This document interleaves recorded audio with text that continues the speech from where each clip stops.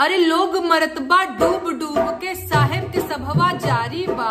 लोग मरत बा डूब डूब के साहेब के सभवा जारी बा। गलती सब मरने वालों की, गलती सब मरने वालों की, ई प्रोपगेंडा जारी बा। काबा गुजरात में काबा, अरे भ्रष्टाचार के भेंट चढ़ गई छोटकी के महतारी बा। भ्रष्टाचार के भेंट चढ़ गई छोटकी के महतारी बा। बाप के कंधा बेटा के लाश लागत बहुते भारी बा। काबा गुजरात में काबा, अरे अस्पताल में रंग रोगन बा, साफ सफाई जारी बा। साहेब आने वाले हैं बस वही के तैयारी बा। काबा गुजरात में काबा, अरे नया नया स्ट्रेचर बेडशीट, नया नया कर्मचारी बा। साहेब के स्वागत में लागल मंत्री अधिकारी बा। काबा गुजरात में काबा, अरे घड़ी बनावे वाला